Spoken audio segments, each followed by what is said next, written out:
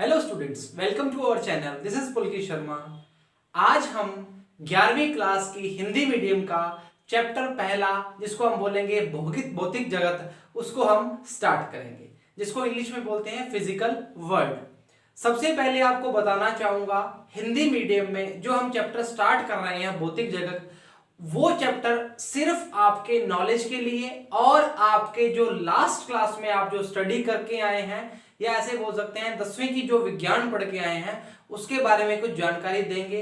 और हम जो आगे वाले चैप्टर्स में हमारे जो आगे वाले पार्ट हैं उनको पढ़ेंगे, उसके बारे में कुछ कुछ क्वांटिटी, कुछ कुछ संख्या के बारे में बात करेंगे। क्लियर बात।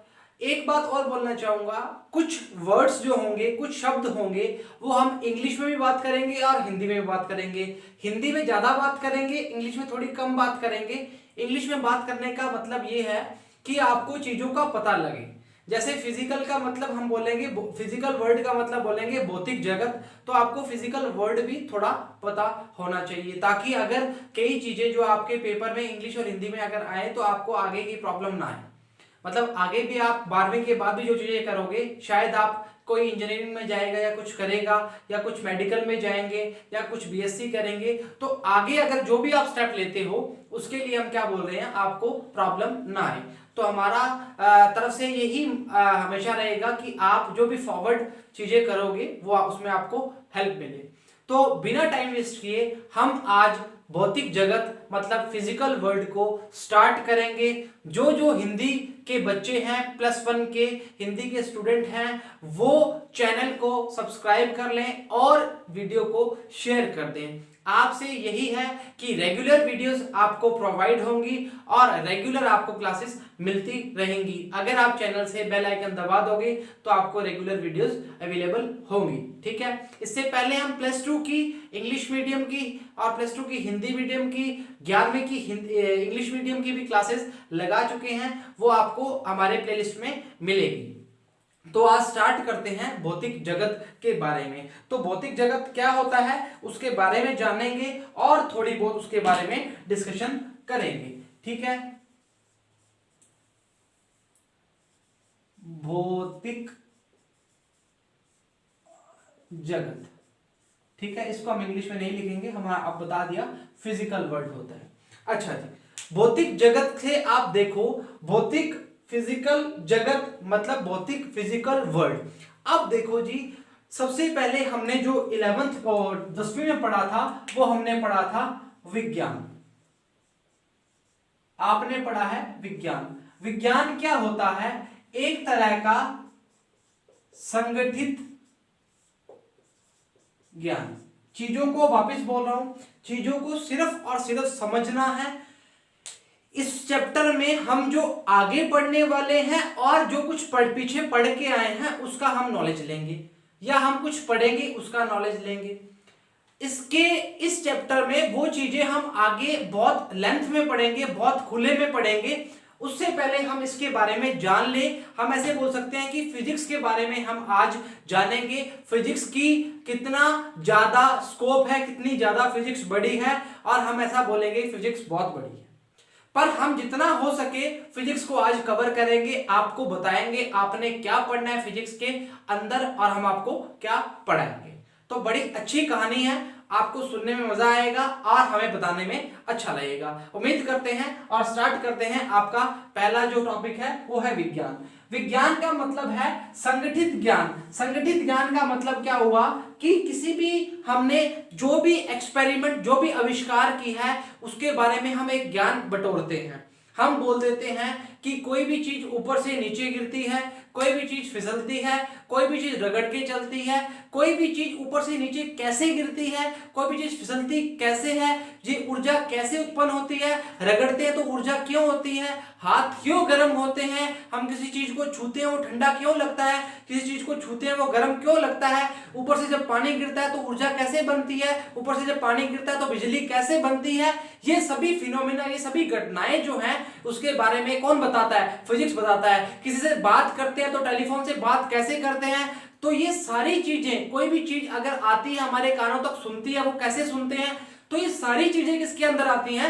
भौतिक विज्ञान के अंदर आती हैं। भौतिक विज्ञान की अलग अलग ब्रांचेस, मतलब अलग अलग श्रेणियों में बांट दिया, जिसको हम बोल सकते हैं कि जैसे हमने बोल दिया केमिस्ट्री जो आपको बोलते हो, आपको बोलते हैं बायोलॉजी है आपका, ये अलग अलग ब्रांचेस की बात भी हम करते हैं। रसायन विज्ञान, जीव विज्ञान, इस तरह के अलग अलग हम ब्रांचेस की बात करते हैं।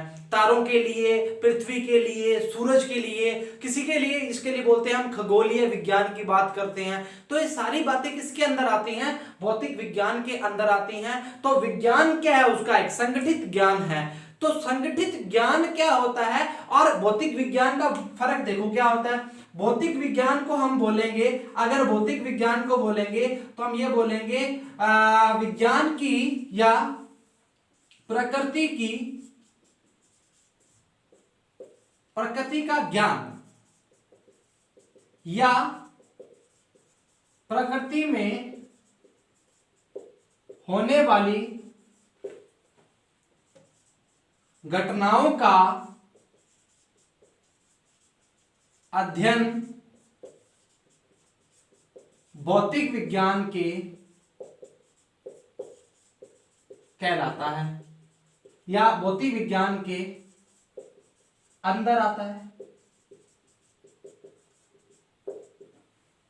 समझो, अब प्रकृति में कितनी घटनाएं होती हैं, कितनी चीजें होती हैं, कितनी सिद्धांत बनते हैं, ये हम किस में देखते हैं? भौतिक विज्ञान के अंदर देखते हैं। और ये सारी चीजें किसके अंदर बात कर रहा है? प्रकृति, जिसको हम बोलते हैं नेचर। हम बोलते हैं ना नेचर से छेड़छाड़ मत करो, ऐसे बोलते हैं।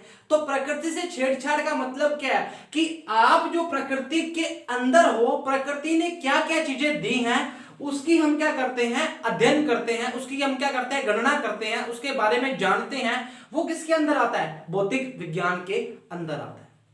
वापिस बोलता हूं, भौतिक विज्ञान के अंदर क्या आता है कि प्रकृति में हम क्या क्या चीजों की गणना कर रहे हैं, क्या क्या चीजों का अध्ययन कर रहे हैं, वो किसके अंदर आएगा? भौतिक विज्ञान के अंदर आएगा। क्लियर बात? तो हम बोल सकते हैं कि अगर प्रकृति के बारे में हम चर्चा करते हैं तो वो किसके अंदर आएगा? भौतिक विज्ञान के अंदर आएगा। अब भौतिक विज्ञान की चर्चा कौन करता है? भौतिक विज्ञान की चर्चा हम ही करते हैं, हम इंसान हैं वो करते हैं, जिनका हम नाम देते हैं वैज्ञानिक होते हैं, जो साइंटिस्ट होते हैं। तो साइंटिस्ट क्या करते हैं? साइंटिस्ट चीजों को देखते हैं, उनका अवलोकन करते हैं, उनका नियंत्रण करते हैं, उनका विश्लेषण करते हैं, उनका गणितीय विश्लेषण करते हैं, उनकी भविष्यवाणी करते हैं और उनका सत्यापन करते हैं। समझो जी कैसे? जैसे मैंने कोई चीज ली, जैसे मैंने ये बोला कि ये पेन है, ये पेन है, आपने बोला हाँ जी सर ये पेन है। अब मैंने बोला कि ये पेन इसके साथ चल रहा है और इसके साथ चिपक गया। आपने बोला सर ये लो, ये मिट गया। अब मैंने बोला कि ये किसके कारण चिपका, किसके कारण चिपका। अब मैंने बोला कि इसको मैंने मिटा दिया, तो ये किस कारण मिट गया? इसके जब मैंने मिटाया तो इसके बीच में कौन सा बल लगा। ये सारी बातें हम किसके अंदर करेंगे? फिजिक्स के अंदर करेंगे। और फिजिक्स के अंदर मतलब आगे सभी चैप्टरों में धीरे धीरे हम डिस्कशन करेंगे। गुरुत्वाकर्षण के कारण, घर्षण के कारण, मतलब ये क्या क्या चीजें लगी हैं, ये चीजें इसके अंदर आएंगी, इसके अंदर आएंगी। वैसे तो हम अगर देखा जाए तो हमारी प्रकृति के अंदर हम 4 बल पढ़ते हैं। एक तो हो गया विद्युत बल, एक गुरुत्वाकर्षण बल, एक दुर्बल बल और एक नाभिकीय बल। ये हम 4 बलों की बात करते हैं, जिसके बारे में हम आपको बताएंगे। ऊर्जाओं के लिए भी बात करते हैं हम, आवेग संरक्षण का नियम, इस ऊर्जा के संरक्षण का नियम, रेखीय संरक्षण का नियम, अलग अलग हम इसकी बात करते हैं। बट हमने जो बात करी है आपसे, वो बात क्या करी है? हमने बात करी है कि वैज्ञानिक पद्धति क्या होती है।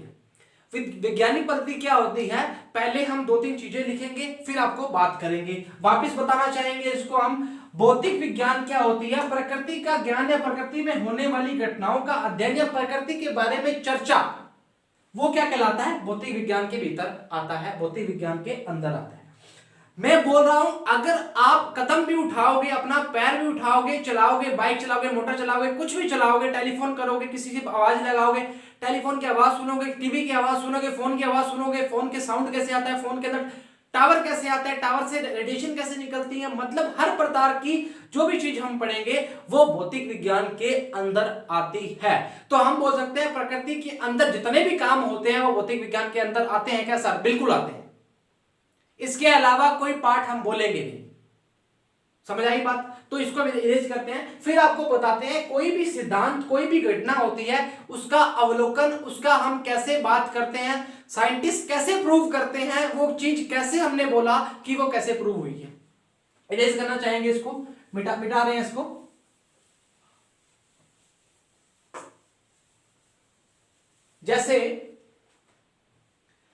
जैसे हमने बोला v बराबर में u प्लस एटी, जो चीज आप पढ़ के आए हो, शायद 9th में पढ़ के आए हो आप, तो आप 9th में पढ़ के आए हो, इसलिए मैं आपको बता रहा हूं v बराबर में u plus AT, v equal to I R ohm का, ठीक है। अब आपने बोला f बराबर ma, ये 3 नियम इसलिए लिए हैं हमने ताकि आपको पता है, और जिन बच्चों को नहीं पता वो हम आगे बताते रहेंगे, ठीक है। बल की बात करेंगे, वोल्टेज की बात करेंगे, और दूरी की बात करेंगे और वेग की बात करेंगे। क्लियर बात? अच्छा, अब ये जो आप सोच रहे हो ये नियम बने हैं, क्या ये नियम बहुत जल्दी बने हैं या बहुत लेट बने हैं? तो ऐसे बोलेंगे कि सर ये इनको बनने में कितने कितने हजारों या साल लगते हैं, लगे हैं। क्यों लगे हैं? पहले इनका हमने क्या किया, अवलोकन किया, फिर इनका क्या किया, नियंत्रण किया, इनको कंट्रोल करके देखा कि कंट्रोल कैसे होते हैं। इसके बाद हमने क्या बोला कि इनका हमने सभी का विश्लेषण किया, इनका सभी का हमने क्या किया, विश्लेषण किया। तो मैं आपको अगर छोटी सी लैंग्वेज में बात करूं तो हम ऐसे बोलेंगे कि पहले अगर हम वैज्ञानिक पद्धति की बात करेंगे, वैज्ञानिक पद्धति की बात करेंगे तो हम बोलेंगे कि पहले हमने क्या किया,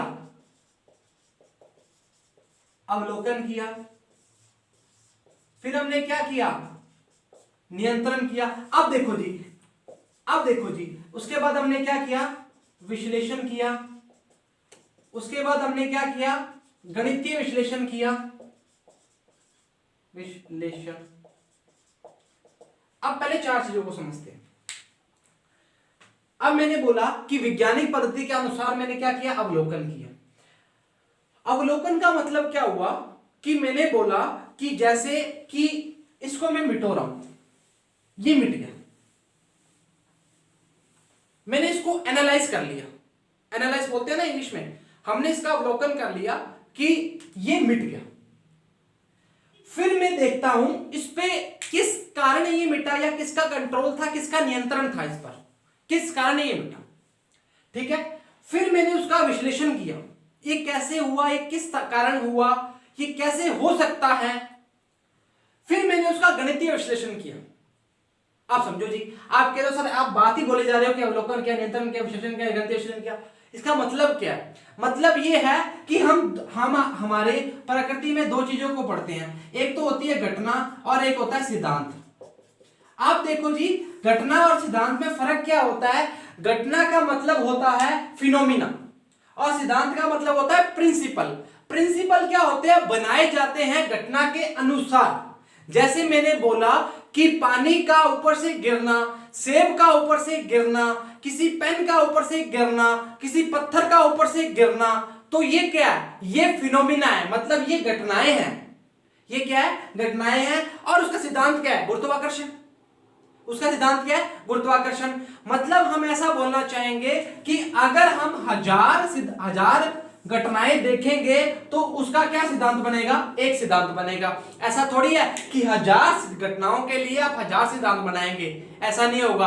अगर 1000 घटनाओं के 1000 सिद्धांत बन गए तो हम कितनी चीजें पढ़ेंगे जो हमारे सिद्धांत के विरुद्ध या सिद्धांत प्रूव कर पाएंगे या नहीं कर पाएंगे, उनको हम बता पाएंगे या नहीं बता पाएंगे।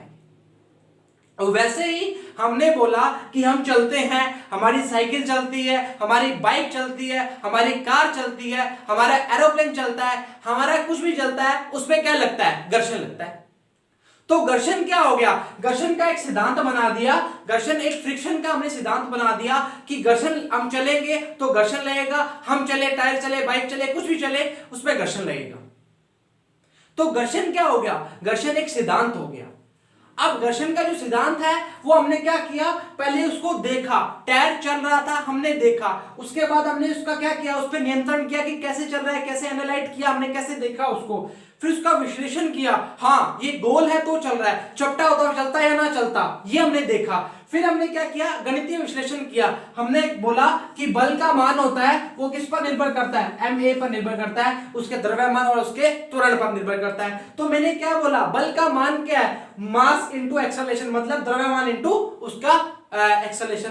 अब हम क्या बोलेंगे, अगर द्रव्यमान ज्यादा होगा तो बल का मान ज्यादा होगा या कम होगा, एक्सेलरेशन मतलब त्वरण ज्यादा होगा तो बल का मान ज्यादा होगा या कम होगा। ये हमने क्या किया, इसका गणितीय विश्लेषण किया, गणितीय विश्लेषण किया। उसके बाद एक चीज और आती है, वो होती है भविष्यवाणी।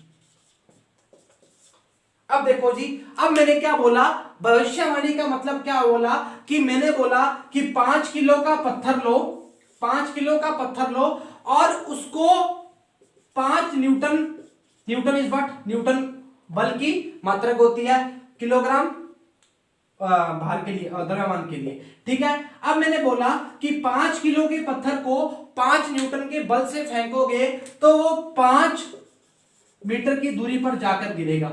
ये मैंने क्या की भविष्यवाणी, ये मैंने क्या की भविष्यवाणी करी।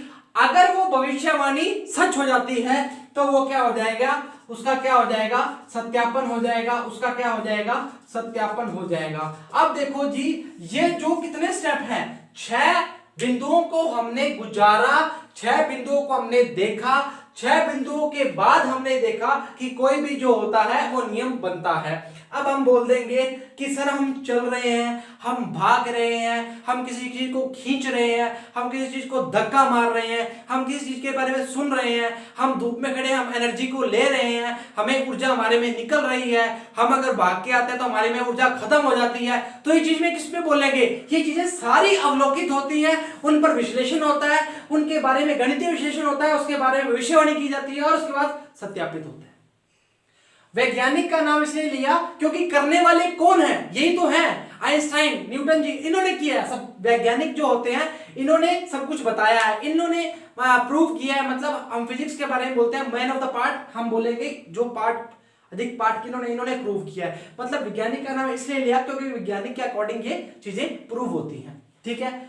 और अवलोकन हमने वापस बात करेंगे, मैं वापस बोलना चाहूंगा कि F बराबर ma बोला तो ये अवलोकित किया। अब जैसे हम बात करते हैं, हमने बोला, एक मिनट इसको मिटो के फिर बात करते हैं।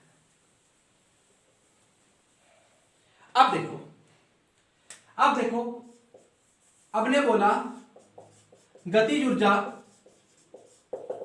बराबर में ½ mv² और स्थितिज ऊर्जा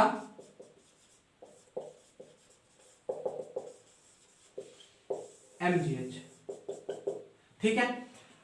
अब देखो जी, मैंने बोला गतिज ऊर्जा बराबर में ½ mv², मतलब 1/2, m का मतलब क्या हुआ, द्रव्यमान, v का मतलब वेग, m का मतलब द्रव्यमान, g का मतलब गुरुत्वाकर्षण, नियतांक मतलब g बोलते छोटा, और g h क्या है, उसकी ऊंचाई, मतलब गुरुत्वीय त्वरण g बोलते हैं ना, जिसकी वैल्यू हम 9.8 लेते हैं, ठीक है। अच्छा, गतिज ऊर्जा हमने बोल दिया। गतिज ऊर्जा किसमें होती है, जो चीज भाग रही है, जो चीज चल रही है, उसमें हम क्या बोलते हैं, गतिज ऊर्जा होती है।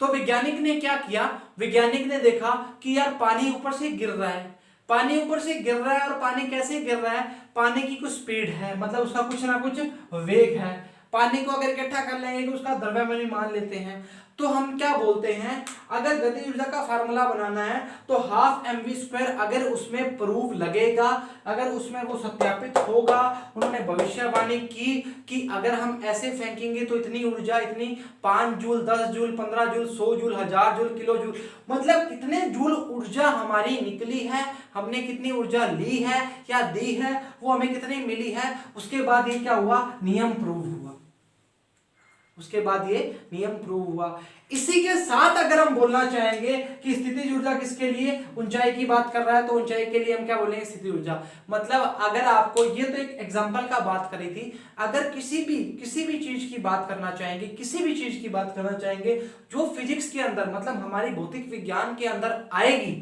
तो वो क्या होगी, वो उसको पहले इन 6 स्टेप के बारे में निकलना पड़ेगा। सबसे पहली बात और सबसे आखिरी बात, जो सबसे इंपॉर्टेंट बात है, कि फिजिक्स के अंदर, भौतिक विज्ञान के अंदर कोई भी चीज फिक्स नहीं होती। फिक्स का मतलब, कोई भी चीज फिक्स का मतलब, अगर आपने कुछ नया एक्सपेरिमेंट कर दिया, फिक्स का मतलब वापस बोल रहा हूं, फिक्स का मतलब अगर आपने नया कोई एक्सपेरिमेंट कर दिया और इन 6 स्टेप को आप कवर कर दे, अगर आपने ये 6 बिंदुओं को पार कर दिया और लोगों को बता दिया कि देखो पृथ्वी घूमती है, सूर्य नहीं घूमता, क्योंकि आज से पहले यह बोला जाता था कि सूरज घूमता है, सूरज घूमता है, सूरज यहां से पूर्व से होके पश्चिम में अस्त होता है, मतलब सूरज घूमता है, ना कि पृथ्वी घूमती है। यह बात हम पहले बोल चुके थे, मतलब हम पहले मानते थे। तो मतलब हमने क्या बोला, सूरज घूमता है, तो हमने ये पहले बोला था, मतलब कई साल, कई हजारों साल या कई साल हमने क्या पढ़ा था कि सूरज घूमता है, ना कि पृथ्वी घूमती है। बट उसके बाद हमने क्या देखा कि पृथ्वी मूव करती है, तो हम क्या बोलेंगे, पृथ्वी का क्या होता है, रोटेशन होता है, मतलब घूमती है। हमने अभी देखा, तो हमने प्रूव किया। तो हम बोलेंगे भौतिक विज्ञान के अंदर अगर कोई भी चीज या कोई भी सिद्धांत अगर आता है तो उसको हम क्या करते हैं, उसको हम मानते हैं, उसको हम क्या करते हैं, उसको हम एक्सेप्ट करते हैं, उसको हम मानते हैं, हाँ भाई ये चीज सही है, अगर वो चीजों को पूरा प्रॉपर बताता है। अगर वो बताएगा नहीं, अगर मैंने बोल दिया कि पानी गिरता है ना, कि पानी तो ऐसे ही गिर जाता है, या गुरुत्वाकर्षण के कारण गिरता है, या मैं बोल दूं कूलाम का नियम लग जाता है, तो कैसे कैसे बोला हमने, कूलाम का नियम तो आवेशों की बात कर रहा है, आप बाहर की बात कैसे कर सकते हो, द्रव्यमान की बात कैसे कर सकती हो। तो मैं ये बोलना चाह रहा हूं कि अगर आपको काम करना है तो आपको ये 6 बिंदुओं पे काम करना पड़ेगा, ताकि आप लोगों को बता सको कि तेरा रूल गलत है, मेरा रूल सही है। ऐसा नहीं है जो वैज्ञानिक ने रूल बना दिया वो रूल प्रूव हो गया, हाँ प्रूव हो गया, अगर उन्होंने प्रूव किया तो हो गया। अगर आपने इनको गलत प्रूव करके नया चीज प्रूव करी है तो आप उस टाइम सही हो जाओगे और आपका कानून बन जाएगा कि हम सही हैं। आपका अगर कानून बन गया तो आप सही हैं। तो फिजिक्स के अंदर हर चीज को हम एक्सेप्ट करते हैं, हम उसका आगमन करते हैं, भाई आओ बताओ, अगर आप सही हो तो हम देश को बताएंगे, पूरे वर्ल्ड को बताएंगे कि आपने इन्वेंशन किया है, आपने इसकी खोज की है और आपने देश के लिए एक अलग चीज बताई है। क्लियर बात। वापस बोलना चाहेंगे कि वैज्ञानिक पद्धति के बारे में अवलोकन, नियंत्रण, विश्लेषण, गणितीय विश्लेषण, भविष्यवाणी और सत्यापन करते हैं। क्लियर बात। अच्छा, इरेज करना चाहेंगे।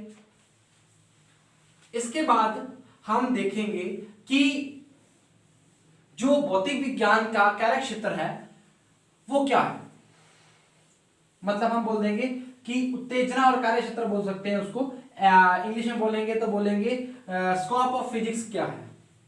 ठीक है, अब मैं आपको कुछ ज्यादा चीजें इसमें नहीं बताऊंगा क्योंकि ये चीजें आपको वैसे तो पता होंगी, पर फिर भी आपके टॉपिक है तो मैं बता देता हूं।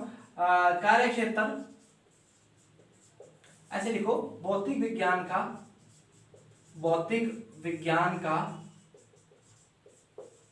कार्य क्षेत्र। ठीक है, वैसे मैंने बता दिया, फिर भी बताते हैं हम इसके बारे में। भौतिक विज्ञान का कार्य क्षेत्र से मतलब है कि भौतिक विज्ञान का कार्य कहां तक है, क्षेत्र कहां तक फैला हुआ है। तो मैंने आपको बोला हुआ है कि अगर हम बात करें भौतिक विज्ञान की तो प्रकृति के अंदर प्रकृति का ज्ञान या प्रकृति का पूरा अध्ययन भौतिक विज्ञान के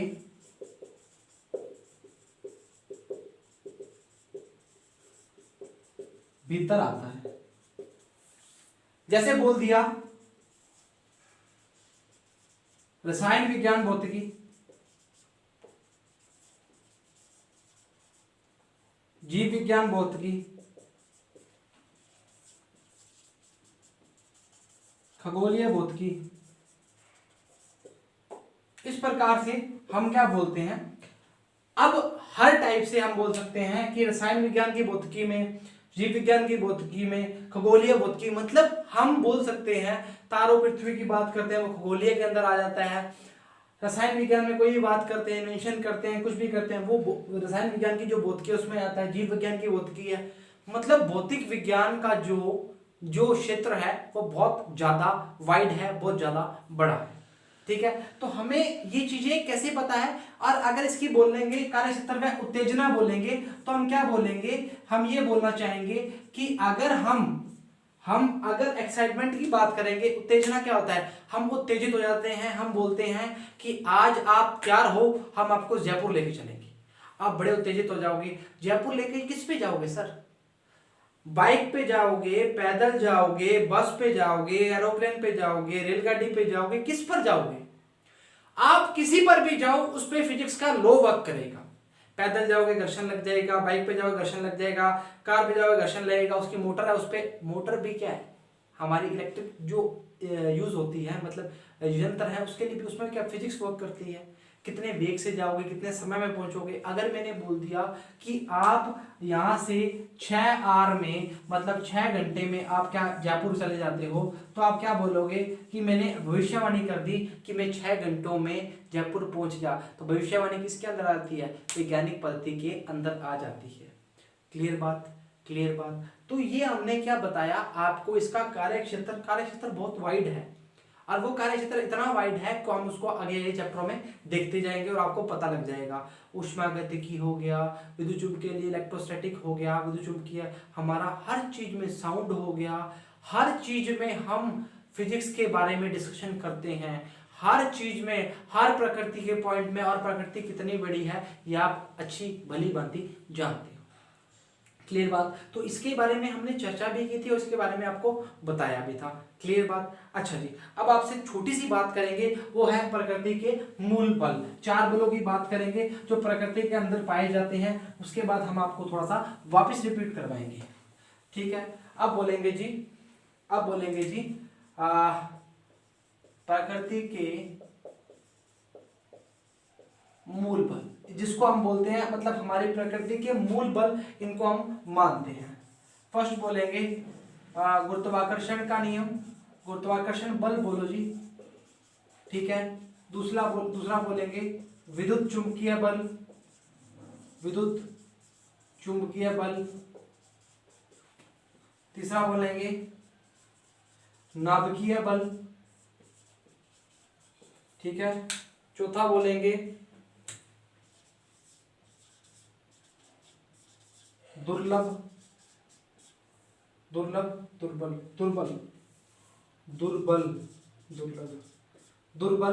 बल। अब देखो जी, सबसे बड़ी बात, जो सबसे मेन बात है, आपको प्रकृति के अंदर 4 बलों की गणना करी गई है, तो वो 4 बलों की बात कैसे करी गई है उसमें हम चेक करते हैं।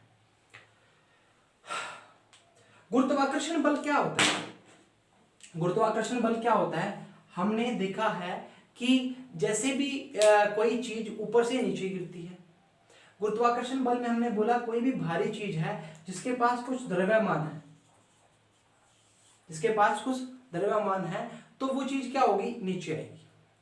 अब द्रव्यमान वाली कोई भी चीज हम बात करेंगे, वो चीज कहाँ आएगी, पृथ्वी पर आएगी। तो पृथ्वी की बात करेंगे तो वो कौन से बल के अंदर आएगी, गुरुत्वाकर्षण बल के अंदर आएगी। अब विद्युत चुम्बकीय बल के लिए क्या बोलेंगे, आवेशों की बात करेगा। किसकी बात करेगा, आवेशों की बात करेगा। आवेशों के अंदर लगने वाला जो बल है वो किसके अंदर आएगा, विद्युत चुम्बकीय बल के अंदर। जैसा हम बोलते हैं कि द्रव्यमान की बात करते हैं, जैसे हम बोलते हैं द्रव्यमान के लिए, मतलब द्रव्यमान में क्या आकर्षण प्रतिकर्षण की बात करेंगे, जैसे बोलेंगे वैसे हम क्या बोलेंगे, आवेश के अंदर बात करेंगे। द्रव्यमान की बात इसलिए बोलते हैं कि कोई भी वस्तु है उसके अंदर अगर कुछ द्रव्यमान है, इसको मैंने छोड़ा तो ये कहां गया, नीचे आ गया। किस कारण आया, वो गुरुत्वाकर्षण बल के कारण आया। आपको एक एक चीज के बारे में पढ़ना पड़ेगा कि वो गुरुत्वाकर्षण बल के कारण कैसे आया। इसके लिए हमारा एक पूरा चैप्टर है गुरुत्वाकर्षण के ऊपर, तो वो हम देखेंगे गुरुत्वाकर्षण के ऊपर। विद्युत चुम्बकीय बल पे भी हमारा पूरी हम डिस्कशन पढ़ेंगे कूलाम के नियम के अनुसार, जो आपने शायद पढ़ा भी होगा। तो विद्युत चुम्बकीय बल क्या है, आवेशों के लिए लग रहा है। नाभिकीय बल क्या है, परमाणु के अंदर अगर हम बोले, नाभिक के अंदर हम बोलेंगे तो प्रोटॉन और न्यूट्रॉन की बात करते हैं, तो इनके बीच में एक बल काम करता है जिसको हम बोलते हैं नाभिकीय बल। वैसे ही होता है दुर्बल बल, न्यूट्रॉनों के लिए जो बल की बात कर लेते हैं पॉजिट्रॉन, और उसके बारे में डिस्कशन जो करते हैं वो आपको आगे डिस्कशन में बताएंगे। बट आपको इतना पता होना चाहिए कि हमारी प्रकृति में 4 बल की बात करते हैं, वो होता है एक तो गुरुत्वाकर्षण बल, विद्युतचुंबकीय बल, नाभिकीय बल और दुर्बल बल। क्लियर बात? ये हमारी भौतिक जगत की छोटी छोटी बातें थी जो आपको मैंने बताई हैं, और हम इसके बारे में डिस्कशन करेंगे। एक बार वापस बताना चाहूंगा, गुरुत्वाकर्षण बल द्रव्यमान के अंदर, आवेशों के अंदर, परमाणु के अंदर और दुर्लभ पॉजिट्रॉन, और इसके बाद में डिस्कशन करते हैं उसके बारे में बल लगता है जो बहुत वीक की बात करते हैं, बहुत कमजोर बल की बात कर सकते हैं।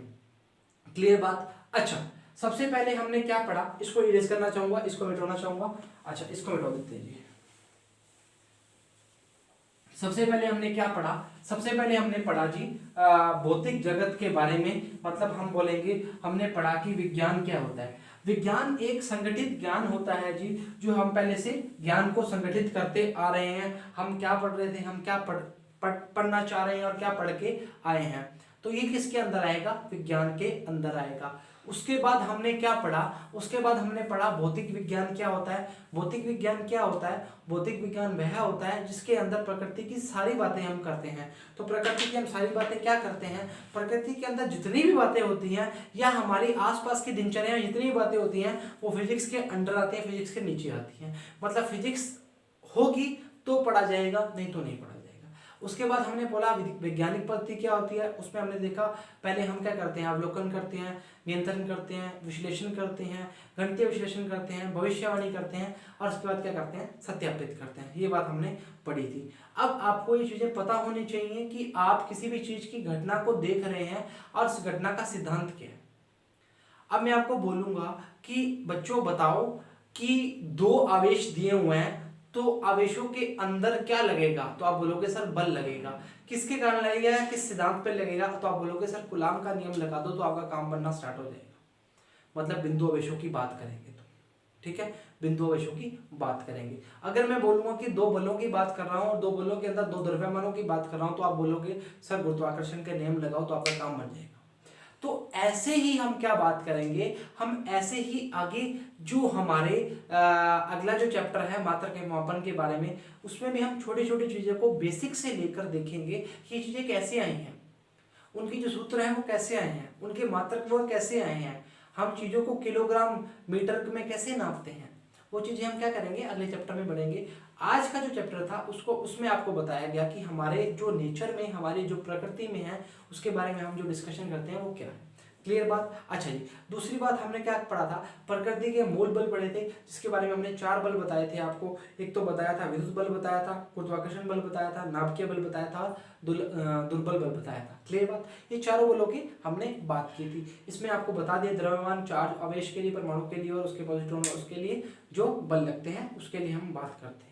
तो आज के लिए इतना ही, कल मिलते हैं इसी समय के साथ। घर पर रहिए, सुरक्षित रहिए, लेक्चर्स को प्रॉपर देखें। जो बच्चे चैनल पर नए हैं चैनल को सब्सक्राइब करें और चैनल को शेयर करें। अगर आप हमारे साथ बॉन्ड बनाना चाहते हैं तो आप सब्सक्राइब करें, और हमारे डिस्क्रिप्शन बॉक्स में आपको इंस्टाग्राम का, टेलीग्राम का और व्हाट्सएप का सभी का आपको मिल जाएगा। आपको किसी भी प्रकार की कोई भी प्रॉब्लम आती है या कुछ प्रकार का आपको पूछना है तो आप पूछ सकते हैं बेझिझक होके, आपको उसका आंसर मिलेगा ही मिलेगा।